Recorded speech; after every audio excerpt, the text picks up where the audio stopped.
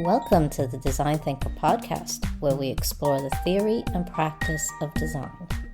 Hosted by me, Donnie, and me, Peter. Hello, everyone, and welcome to this week's episode. In this episode, we continue on our three-part series looking at the lenses of design thinking. To refresh our memories, the three lenses are feasibility, viability, and desirability. In this episode, we look at desirability. So let's dive into the conversation. Hey, Peter. Hey, Danny, how are you? Good. We've just had our Kiwi Thanksgiving celebration. Oh, happy Thanksgiving, Danny. Happy Thanksgiving, Peter. So what are we talking about today? Well, maybe this is kind of related to Thanksgiving. That we're going to talk about desirability to sit alongside our previous conversations about feasibility and viability. So should we start with a definition? Well, let's start with a definition. So I've done a bit of preparation here. The definition of desirability, according to the dictionary, is the quality of being desirable. I think we might need to look up desirable. The desirability is the quality of being desirable.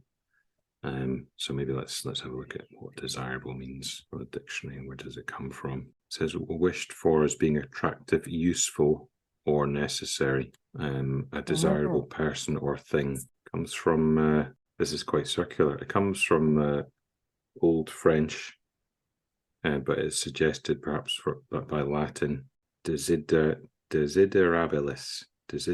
from the verb desiderare, to desire.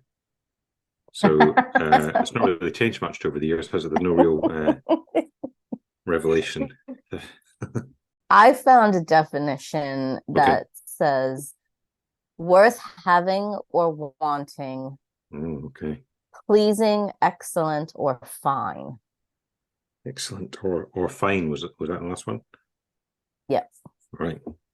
That might be the way my brain's working this morning, but excellent always reminds me of Bill and Ted's. And fine reminds me of kind of period piece, like I don't know, Wuthering Heights, like or fine art. This is a fine day. Okay. I do think the first part of that, worth having or wanting. Yeah, that's a good sort of departure point, I think. Worth having or wanting, because you can get into worth.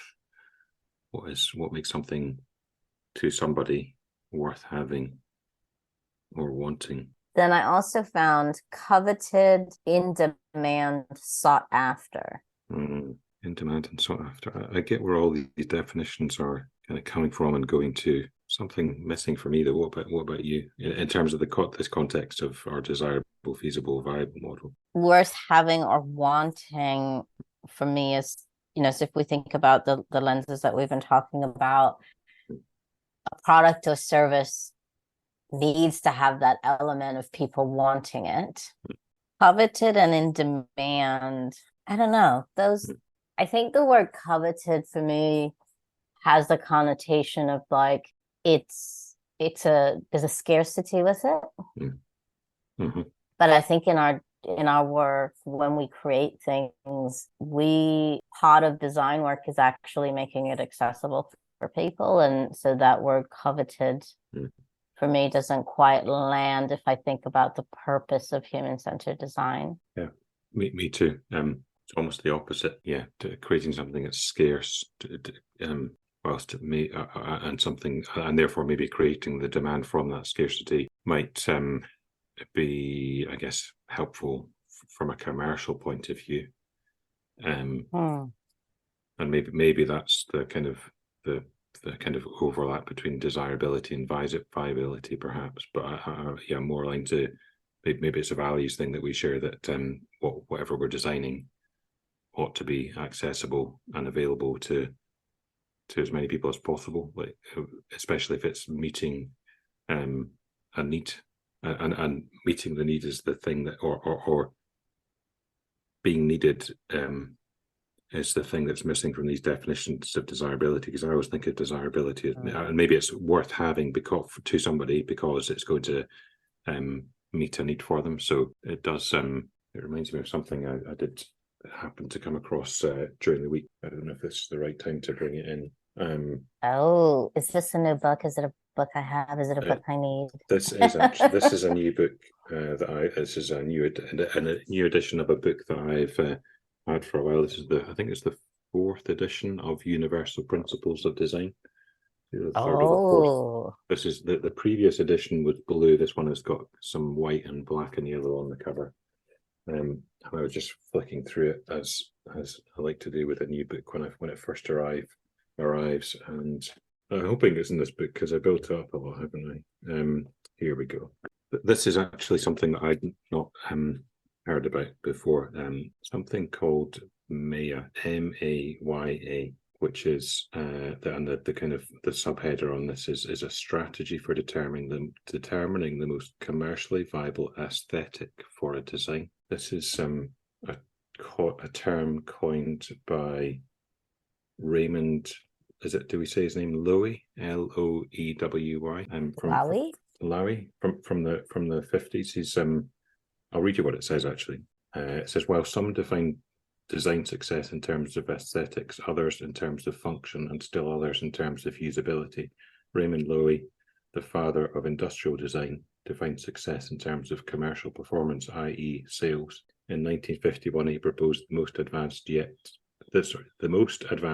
acceptable, aka Maya principle, which asserts that the most advanced form of an object or environment that is still recognizable as something familiar will have the best prospects for commercial success.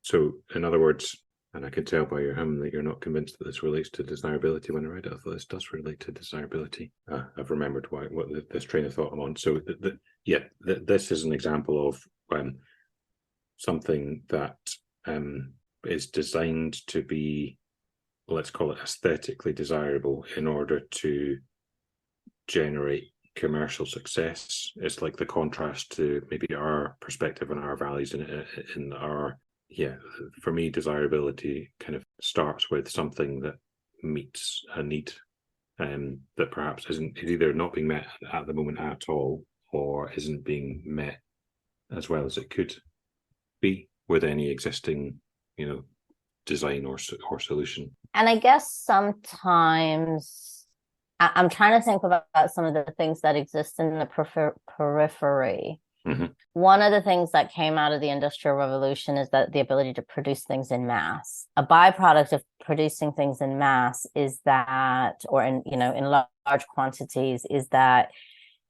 we have to have standard. Like there's got to be standardizations, right? Mm-hmm. Mm-hmm. So if you think about, I might have shared this example before, like I'm quite short. So shopping for pants for me is like, I just hate it.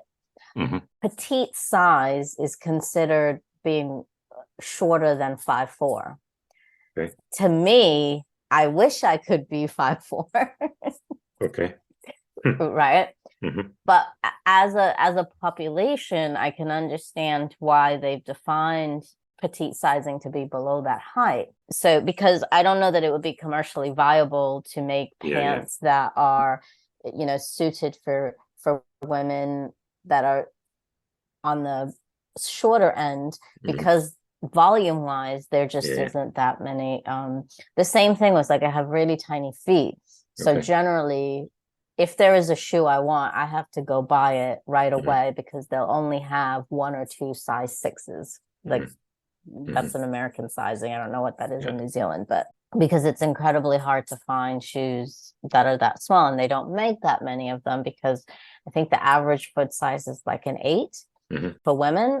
And so I understand it from a commercial perspective, but from a desirability perspective, doesn't quite meet the mark. I often, I either have to get my pants hemmed, or I never get to buy shoes on sale because chances of that size 6 that I want being available is very low. Yeah. I'm bringing that up as an example because I think there is this balance that, and that's the whole point of these lenses, right? Mm. Sometimes something could be very desirable. It could be something that people really want, Mm. but it's not, the feasibility of it and the viability of it don't. Um, and I come back to, actually, this also works really well with your example of teleportation. Oh yeah, one of my Uh, favorites. Yeah, yeah. yeah, I mean, it would be amazing when I'm homesick to be able to teleport back to the US, and when I need to come back to New Zealand Mm. and Yeah. not have to spend thousands of dollars and you know Mm-hmm. 10 what 15 hours traveling, Mm-hmm. which ends up being close to like 25 hours of traveling. So the desirability for teleportation is very high, but Mm. the feasibility and viability is not. Mm. If you take Raymond Lowy's definition Mm. into context of that, I get the definition. I don't know that I agree with it, because Mm. I think the purpose of feasibility and viability Mm. is to assess the Yeah, commerciality of yeah, it. yeah, yeah. Whereas I think desirability is really understanding Mm. what is it that people want and need. Mm. Yes, agreed. And also the MAYA model is essentially only looking at one really thin slice of desirability, in other words, aesthetics. So, how something looks and feels, which often is what people can misunderstand design to be kind of limited to, but it's so much more than that. So yeah, I think maybe that, yeah, like it's only one small aspect of desirability. But so yeah, maybe we can go into, so what else makes something desirable, or much like we've done in feasible and viable, what are our kind of sub lenses, or how do we break desirability down into things we can examine or consider more closely? Yeah, and I think this is especially important with desirability, is we need to give it the same attention and focus and weight is the word that comes to mind, to balance out and sit alongside sometimes more tangible measures of feasibility and viability. There was about 10 questions in that. When I think of desirability, the three things that I think about are needs, wants, and pain points. Okay. What are people needing? What are people wanting? And what are the pain points that lead to that want or need? Mm. And the reason that I like to focus on pain point is sometimes, and we've talked about that example of like someone, is it the Henry Ford example? I think he's credited for it. Mm. To it, somebody says they want a faster horse. Do you know where I'm going with this? Yeah, I think it was like, he supposedly said if I asked people what they wanted, they would have said a faster horse, when he decided what they needed was a motor car. Need came from understanding why are people saying they need a faster horse, right? Because it's not always obvious when people say what they need and want. That's like a bit of a surface level, and you've got to dig in to understand the why. And that's where the pain point bit comes into. So I kind of see it in two levels. Like, you have to understand the needs and wants, and then you've got to figure out, okay, what's the pain point that's driving that need or want? Is it always I'd like to come back to needs and wants and differentiating the two, but is it always a pain point? I suppose it could always be kind of framed as a pain point, even the gap between something being sufficient and something being delightful. You could see that, frame it up as that difference being a pain point. Yeah, I mean, I guess I used pain point just to keep. I like to keep things simple so that when we're out in the world doing this work, things we can just remember and do. So I think I use pain point because if you can, needs, wants, and pain points are just something you could just remember off the top of your head. But you could always flip the pain point to something that's delightful, right? Yeah. Yeah. So it doesn't always have to be a pain point, but the pain point is kind of a clue or a prompt that, hey, we need to dig deeper and really understand the why behind this want or need. I like your idea of keeping it simple and just having those three things in mind. Mm. And yes, I do like that a lot, and that might be my takeaway, but we'll see. But I do want to, maybe, just from my point of view, emphasize that the keeping it simple to those three things, pain points could be, actual pain that somebody is experiencing to solve, and could be literally, for working on some sort of health initiative, Mm. or it could be emotional pain, if psychological pain, all sorts of, or it could be, it's almost like moving up Maslow's hierarchy, or going for a sail in Maslow's sailboat, and becomes situational, contextual, societal, because, what some people consider to be painful is actually what they're experiencing is a lust or a desire for something that other people would consider completely unnecessary. I'm not making it simple, am I? But hopefully you know what I mean. Okay, so here's an example. When we were going through lockdown, Oh yeah. my husband and I are both coffee people. Like, we love our coffees. And at the time, we were living in the middle of the city, so we never had this need for a coffee machine, because we could walk a minute in any direction and there was the coffee shop. Of course, during lockdown, all of those coffee shops were closed, and the only way we could make coffee was like plunger coffee, right? Oh, yeah. So French press coffee. Yeah. As lockdown dragged on, the desire for me for a cappuccino, for Greg a flat white, it was becoming a real pain point. Okay. Now, in the grand scheme of things, there's world hunger, there's people dying in hospitals with COVID and other illnesses, like this all of this thing happening. So in the grand scheme of things, that pain point for a cappuccino is very, it's non-consequential. Consequential, yeah. But in my context at the time, it was a pain point. And I think this is also why we have to have context is critical to solving any problem. Because if your context wasn't, two working people living in an apartment in the middle of the city, sitting in back-to-back Zooms and just wanting a cup of coffee, good cup of coffee, the idea of, hey, let's enable people to order coffee machines online and have them delivered might not, it might not seem like what the heck is this fixing? So this is why it's really important to understand context and desirability, and the work that we do in desire, trying to understand what people want and need and their pain points is how we get to that context. Yeah.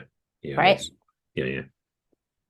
Thanks for sharing that. That's that's kind of really thought-provoking for me, because I think what I think I'm starting to see maybe is that, well, I definitely believe that a great way to understand context, like you're saying, and then approach desirability and ultimately design something is my kind of smallest building block, if you like, for desirability is a person, or in this case, a couple of people, and being really kind of specific about those individual people, not groups of people, or demographics, or not even, for me anyway, not even personas, like a specific, like Danny, as a person.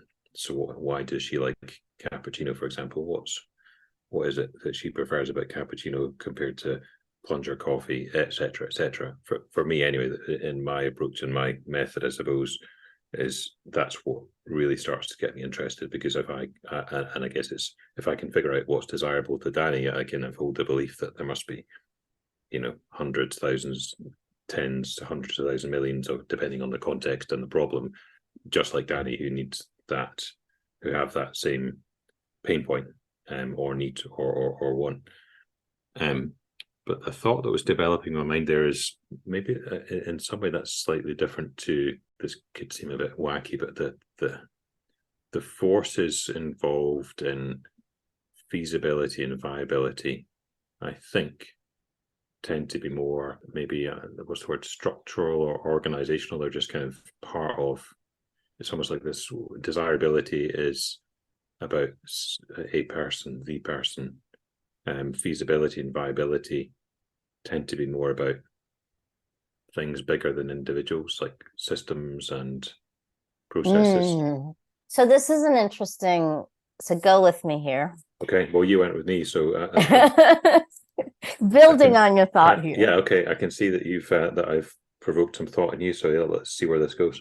So if we stick with this, so what ultimately ended up happening, in going back to my story about COVID and lockdowns and coffee, is we ended up ordering a coffee machine online and having it delivered. Oh yeah. And it was like the best thing ever, and I love my coffee machine. Was it a capsule coffee machine, or was it a full? No, yeah, like it's like Italian. a proper. It's one of those that grinds the coffee. You put the little thing in. You have to froth your own milk. Like it's amazing, and I love it. Where I was going with this is, so we had the desire for this coffee. Now, if COVID had happened when I was in my 20s and living in my tiny little apartment, buying a coffee machine of that caliber wouldn't have been, I mean, I was probably drinking instant coffee at the point. So it wouldn't have been a viable option for me. Where during COVID, we were both in a, fortunate enough to be in a position where buying a coffee machine was a viable option for us. So I think there is an element, so back to your point about, we tend to think about viability and feasibility as more of a organizational thing. However, there is an individual element to that, right? Because that coffee machine is targeting a specific user. Because had I seen that coffee machine in my 20s, I would have gone, oh my God, why would somebody spend that kind of money on that thing? Right? Like, it's just a very, so if they were positioning, if they were looking at that coffee machine for 20-year-olds, absolutely no viability whatsoever. I mean, there might be some 20-year-olds that can afford that, which is wonderful for them. I'm being very general here, because the coffee machine would still exist, and if a 20-year-old could afford it, they'd buy it.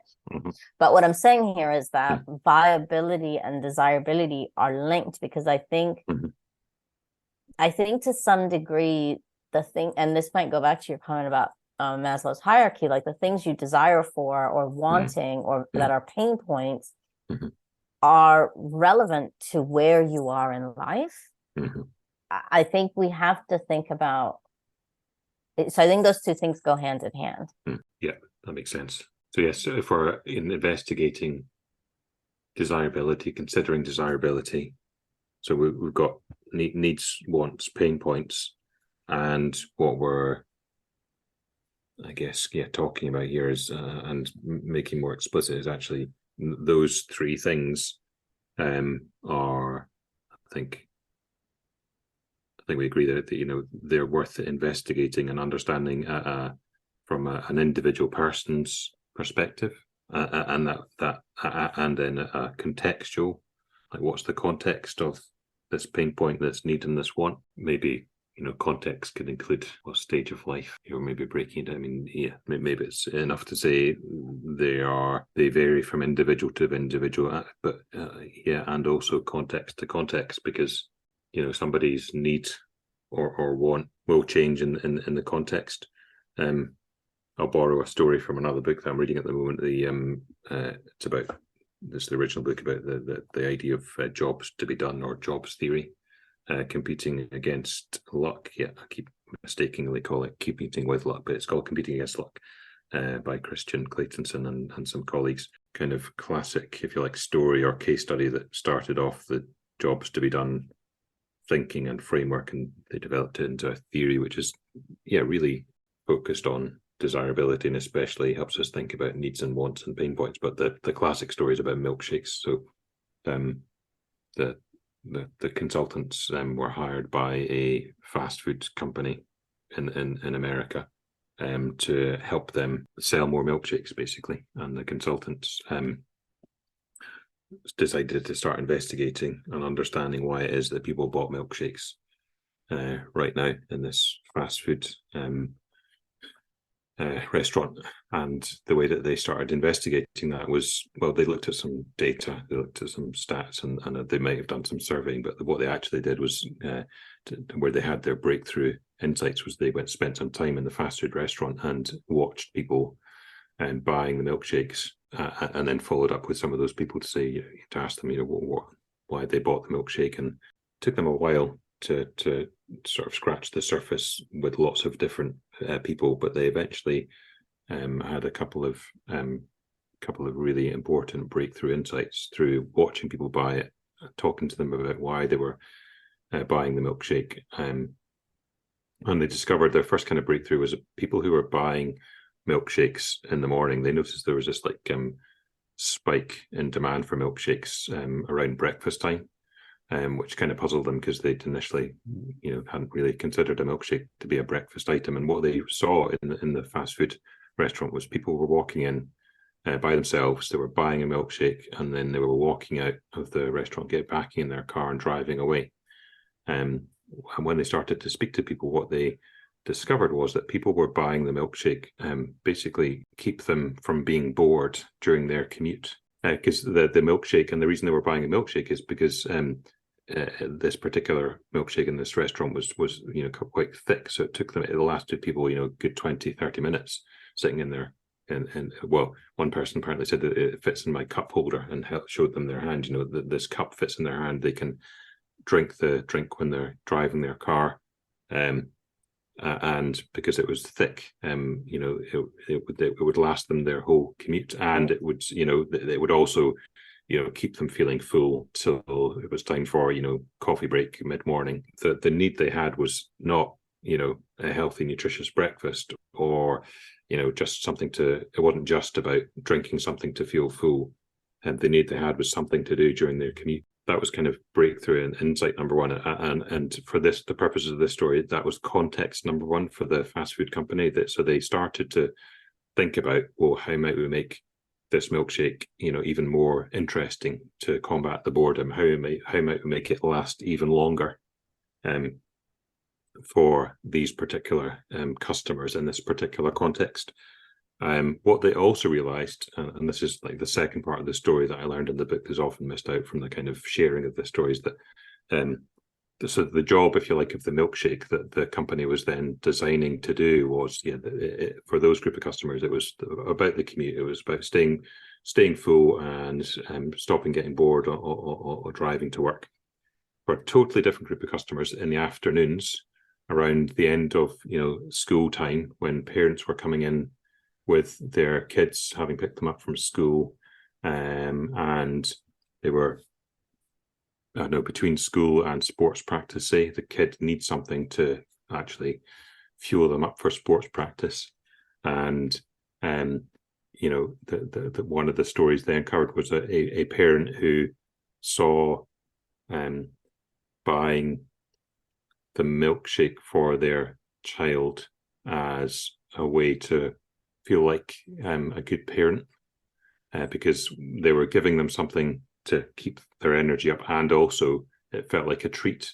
And because the parent had to say no to a dozen things either that day or during the course of the week, this was finally something they could say yes to the child who asked for it. Dad, can I have a milkshake? It's going to help me with sports practice. Yes, I can actually. Let's go and get a milkshake. So might be exactly the same customer who bought a milkshake for themselves first thing in the morning, but the context, the product, if you like, the milkshake is exactly the same. It hasn't changed. The context has, and therefore the need or the pain point that it is solving is different. I love that story, because I think sometimes some things that we forget is I think there's a tendency to think that every pain point requires a different solution. Yeah. And it doesn't. Sometimes sometimes the same solution can solve multiple pain points in different contexts. Yeah. Exactly. My brain lit up because I've been familiar with the first part of that story, the commuting story. And it's like, yeah, that kind of makes sense. It's really interesting because it's so unexpected that people would seek out this drink to stop getting bored. I mean, personally, I stay interested in my commute by staying alive and, navigating traffic, but maybe everyone's different. That's fine. That's research, not me search. So yeah, my parts of my brain really got even more interested in this story when I heard the second part. Just like you say, it really helps you think about different problems having being solved by the same thing. So yeah, need to want. So yeah, that story came to mind when we talked about context. So yeah, we've got need to want pain points. We've got thinking about individuals, actual people, and then also thinking about context. What else? What else about desirability? So what else about desirability? So needs, wants, pain points. We've talked through context matters. We talked a little bit through how desirability informs viability and feasibility. Yeah. With the coffee. We've covered the what of desirability pretty well. Should we dive into why? Yeah. Why is it important? Why is it important? Why is it important? If we think about our three lenses and then either cover up, imagine the picture of the three lenses, and then we cover up or take away the desirability lens, we're left with feasibility and viability. So something is doable and long lasting. But if it's not actually desirable, so in other words, if it's not meeting a need, a want, or solving a pain point, then what's the point? Will anyone actually use it? The irony of that is that I see organizations doing this all the time. They come up with a solution and then they go looking for a problem where the solution would work. Because we do tend to, we come up with an idea, we fall in love with the idea with little understanding about how will this idea actually be useful, right? Why desirability is important is it helps us understand what's the problem we need to be solving for. When we understand what's the right problem we need to be solving for, it helps us get to viability and feasibility. Trying to think of a way to bring it to life, because it's one of these things that I don't know. I don't know if intuitive is the right word, but I guess it just makes sense to me that maybe through experience, because I've been in these organizations, and for some reason the default is to really focus on feasibility and viability and forget about desirability. So yeah, it's if we don't consider desirability, then. So here's a real life example. I was working with an organization that wanted to implement like a loyalty program. Oh yeah. That's where like if you buy 10 of these things, you get one for free, right? Okay. So I kept asking like, why? And they went on and did the thing. No one was really signing up for it. So then they thought, oh, well, we should find out why people aren't signing up for it. Although as a design thinker, I would have said, my view was you should have found out if people really wanted it before you. But, these are the situations we find ourselves in. Yeah. So when we did the discovery work to find out why people weren't signing up for this loyalty program, the essence of what we heard is, I don't use this service because I'm loyal to you. I use it because it's convenient, because the company I am loyal to isn't always available in the location. So this is just and this is really summarizing all the stories we heard. But essentially, this company service wasn't seen as something, people didn't view it as something they needed to be loyal to, because there was an alternative option that they preferred. But this was like the backup option when their first option wasn't available. Now at this point, and the moral of the story is, had we done the discovery work, that company would have learned this is how our customers perceive us. And then you have a decision to make, right? If this is how our customers desire us, then do we really lean into that and be known for the alternative option, because there's mm, some power in that? Or do we need to think about how we're positioning ourselves so that we become the first option? mm, And either way, the solution wasn't a loyalty program. And I think in some ways, the introduction of the loyalty program almost made it like it was almost reconfirming in consumers' minds that they are the second option. yeah, yeah, yeah.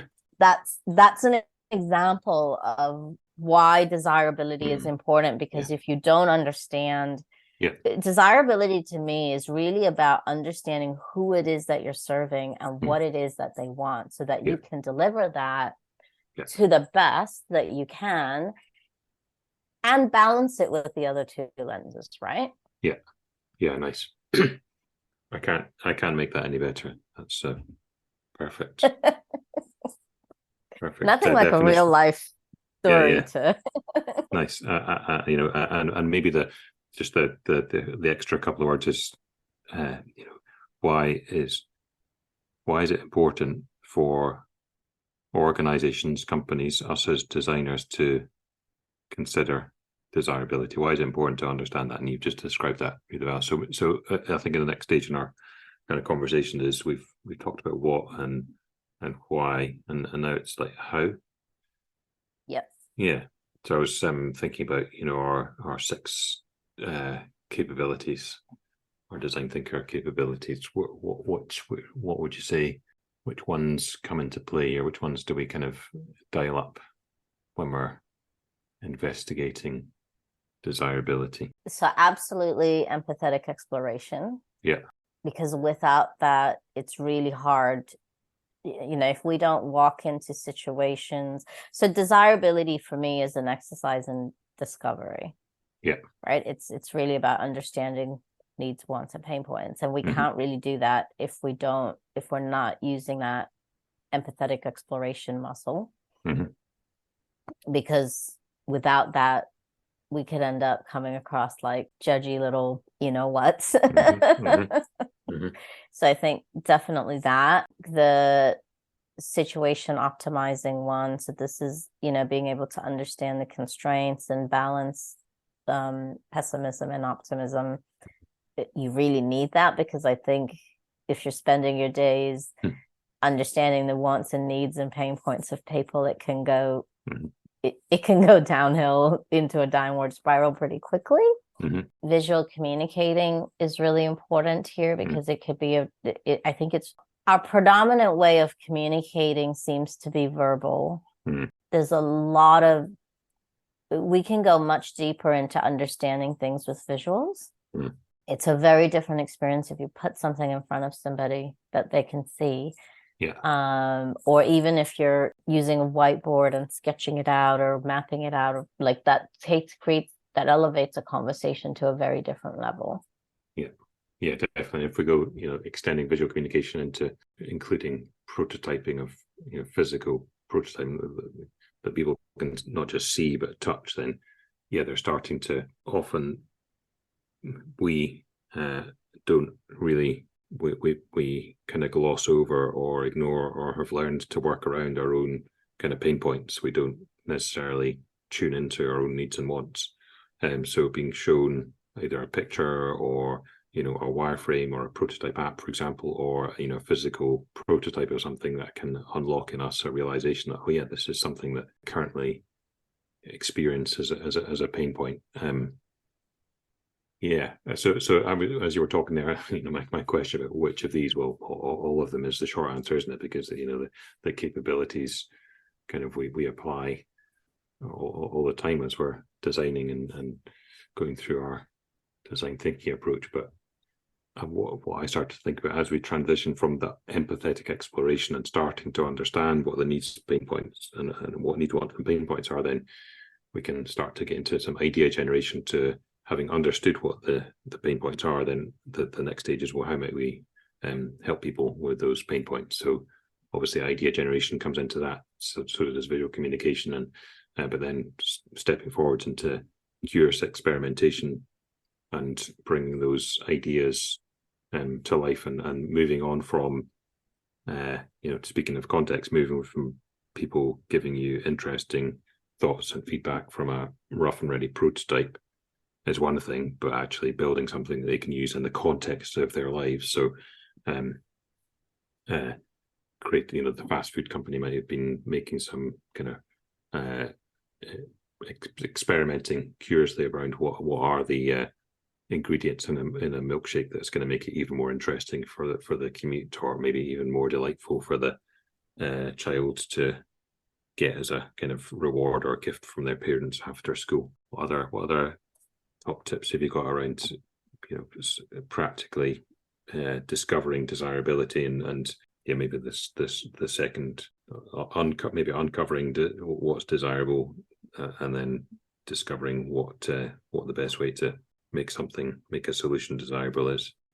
For the desirability lens, we have to do the discovery work, right? Mm-hmm. We've got to go meet with people, talk with people, understand people, and get to know how it is that they would use the things that you're creating, the solutions that you're providing. So we've got to make time for that, and we've got to I think oftentimes the reason that desirability gets left out in product design, service design, all of those kinds of work, is that we get really focused on delivering something. Mm-hmm. It's like, I feel like we often get so focused on delivering something that we lose track of, we've got to deliver something that's useful to people so that they use it. Because if they're not using it, then the viability and the feasibility lenses fall. Like, no product or service is going to be viable if people aren't buying it, and people aren't going to buy it if it's not going to meet a need for them, or it's not going to solve a problem for them. So the more that we can make the gap between me, consumer, has a problem, oh, here's the product or service, like the more we can shorten that gap for consumer between pain point and solution, the more viable our product and service is. So I think we have to really dedicate the time to do the work up front so that we create the thing. And I think that's a mental model shift. It's a belief system that's got to happen in organizations. That's not happening now. And it's kind of that, go slow to go faster later. That's the mentality that we have to get into. In saying that, though, I also see on the opposite end of that, there is this risk of, I often see, like, we'll do a really great piece of discovery work to understand desirability. Oh, but you didn't speak to so-and-so, and you didn't speak to so-and-so. And then it just becomes, well, that's just the view of the few people you spoke to, right? And then you get stuck in this, like, constantly trying to validate desirability. There's the risk of that we also have to balance with. And what I'm saying there is really knowing when to say enough. Like, we've got enough information here to move forward. And you have to balance that, right? You've got to make sure you're speaking to enough people, and at the same time, you've got to be able to draw the line and saying, yeah, we've talked to enough people now that we can pull something together and put it out there. We can pull something together, put it out there, and a great mindset to adopt at that point is to I guess maintain an element of curious experimentation even when you're launching something. Is like, well, this in itself is going to, I think the term learning launch can be really helpful to go, right, let's, this is an actual working product, service, whatever it is that you're designing and implementing, and we're about to learn whether it is desirable and viable and feasible. And that's that view of seeing it as a continuously improving thing. So I think what happens is, push comes to shove, desirability gets shoved out the window, and then something gets put out there, and then you're in that spot of, oh, well, why isn't this being used? Well, is this true? I was going to say, the thing that's most difficult to understand, is often most difficult to understand, is human behavior, isn't it? Like, we could, and yet, like you were saying, it's ironic that we place our kind of biggest bets on human behavior, because, and by that I mean we don't spend enough time usually understanding human behavior so that we can understand these needs, wants, and pain points. Yeah, we kind of gamble on that rather than taking a gamble on, tip in the organization that I've worked in, a lot of effort is spent, let's say, on the viability. So, we put together models that are, lots of data and numbers and, forecasts, etc. Yes, I just wonder whether it's we're betting on the wrong thing. Maybe it'd be better to understand and reduce the uncertainty about the human behavior element, the desirability side of things, and take more of a bet on the numbers or the the feasibility. And I think the feasibility viability is really where the capability of curious experimentation really plays a big role. Because and you're absolutely right, like humans, in some ways we're very predictable and in some ways we're not. And the differentiator there is context. So what seems like a very rational behavior can seem very irrational in a different context and vice versa, right? This is what makes humans very complicated. And if we don't take the time to understand the who that your organization is serving, then and the who isn't just a one thing, right? And this is where the whole idea of personas comes in, because let's say you're a company that makes shoes. Well, obviously all of your customers are people who wear shoes. However, there's subcategories within that, and that's where the whole idea of persona comes in. But you really have to understand the who's that are buying your shoes to really be able to make things that they are going to find useful. And the companies that use design really, really well know exactly who they're targeting, who their products and services are targeting. Yeah. And all the other things we've talked about, like who they're targeting, the context, etc., etc. Nice. And then, I think we also probably need to mention some of the tools that we use to do the desirability, right? Yeah. So I think we talk about it as discovery work, but what that really means is, so one of the tools that we use are empathy interviews, which is really about going out and speaking to your customers, whoever they are, internal or external, to understand, again, their needs, wants, and pain points on a specific thing. And part of doing an empathy interview is really trying to understand the context of that individual, right? So this is the problem, and then this is the context that they are experiencing this problem in. Yeah. And I think the thing to remember also is when we're doing empathy interviews, that's not the time for solutioning. It's really the time for, if I could tagline it, it would be shut up and listen. Yeah. Mouth off, ears on. Yeah. And I think sometimes I've seen empathy interviews go really wrong because it becomes solution mode and not listening mode. Sometimes it's easy to fall into that trap, isn't it? We need to pay attention to the 2 ears and one mouth. And so empathy interviewing, definitely. I think that milkshake story brings to life the another useful, I guess let's call it a tool, is observation. Basically blending into the background and watching what's happening in a situation. So we've talked about empathy, interviews, observation. My one caution with observation is, it can get creepy quite quickly. Okay. So just being mindful of, are you doing your observations where people would expect you to be seen, right? So at a fast food, if I walk into a fast food restaurant, I don't have any expectations of privacy because I am in a public place. If I am in a doctor's office, that might be very different. Yes. Okay. Context again. Yeah. So we have to be very mindful, if we are going to use observation as a technique, that we're doing it in an appropriate way. What else? So empathy interviews, observation. Again, it's something that may be used in conjunction with those other two, but kind of learning from extremes. Some people may have solved their own pain point in a way that, learn from, and then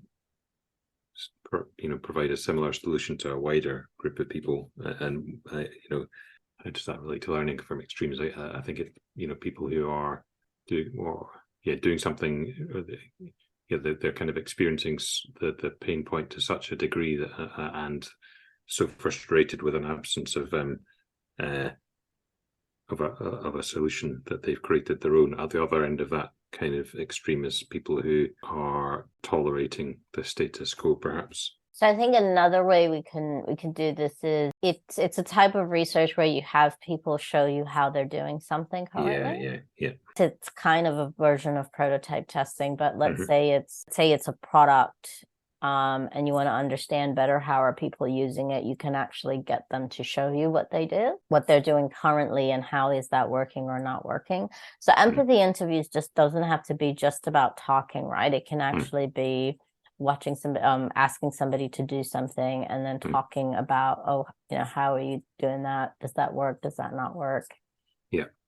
What about I'll call it immersive empathy. So, it's challenging to do it entirely because you literally cannot live somebody else's life. But let's say, I know we're designing something to do with commuting, and let's say we don't, and maybe we're designing something relating to public transport. I do take public transport. Let's imagine that I don't usually, and I either work from home or I drive a car. Well, an immersive empathy exercise which can help me understand some of the pain points or the needs and the wants of people is to actually, start catching the bus myself. What about that? That's going to help, isn't it? I often tell people, why don't you go online and try to buy a product from your company?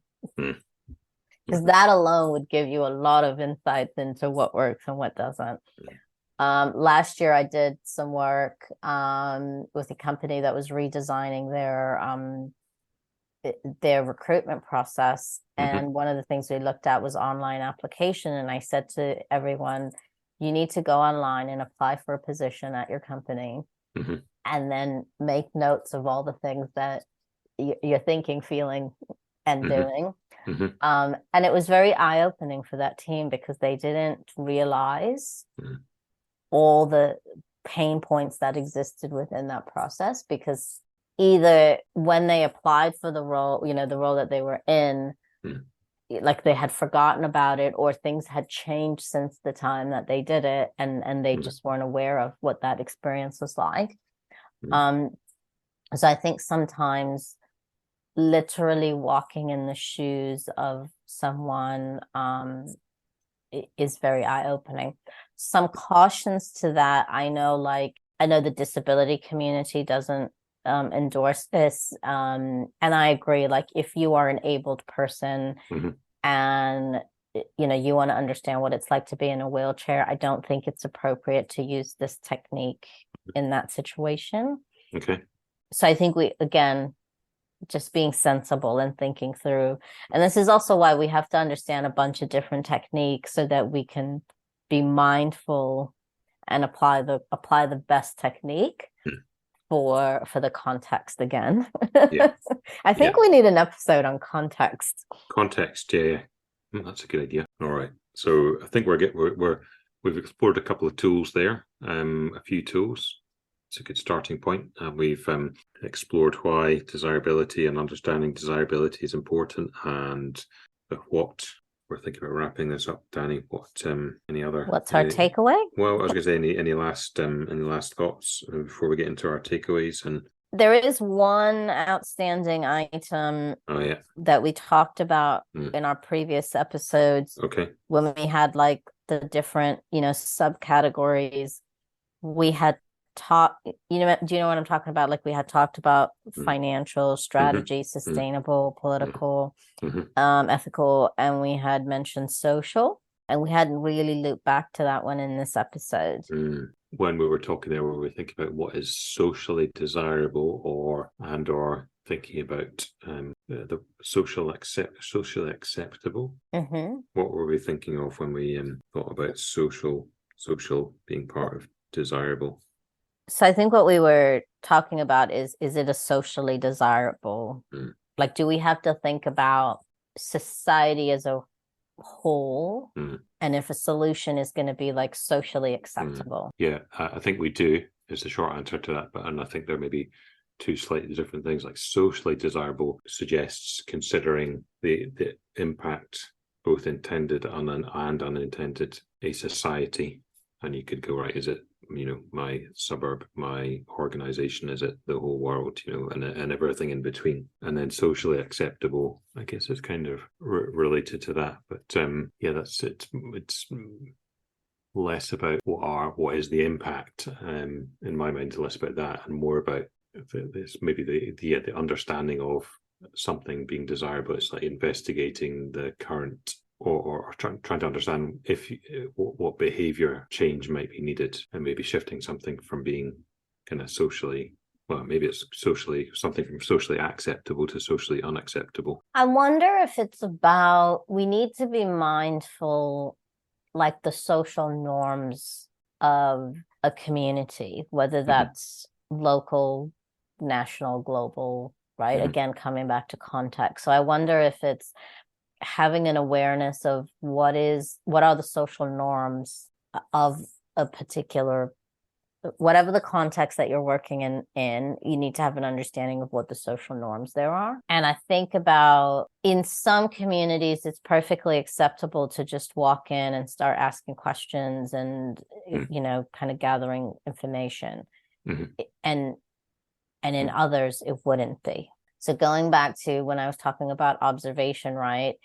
It's more socially, it's more likely that it's socially acceptable to observe behavior at a fast food restaurant, probably less so at a doctor's office. Yeah. I wonder if that's what it's about. It's about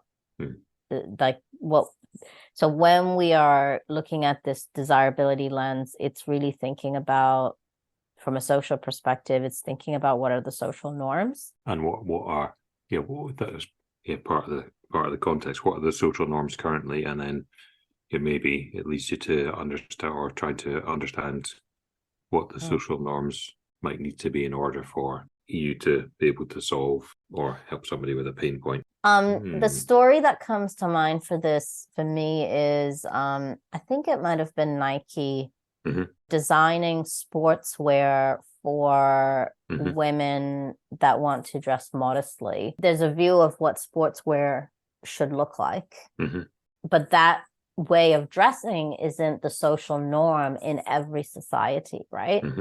Having an understanding of that. Sorry, I'm like digging for good examples here. No, I think this is a really this is a good example. Yeah, that makes sense. I see what you mean now. All right, so I think getting to wrapping it up, what is your key takeaway? Bringing it back, my kind of takeaway is really simply keeping it simple and thinking about needs, wants, and pain points. Nice. So thank you for that. How about you? What's your takeaway? Well, I just found a new book I need to order. The Universal Principles of Design, to add to my ongoing collection of reading. Yeah. So yeah, that's my takeaway. Glad to help you add to your library, Danny, as always. Thanks, Pete. All right, great chat. Right, well, thanks for listening, everyone. Thanks, everyone. See you next time. We'll see you next time. Bye, Peter. All right, bye, Danny.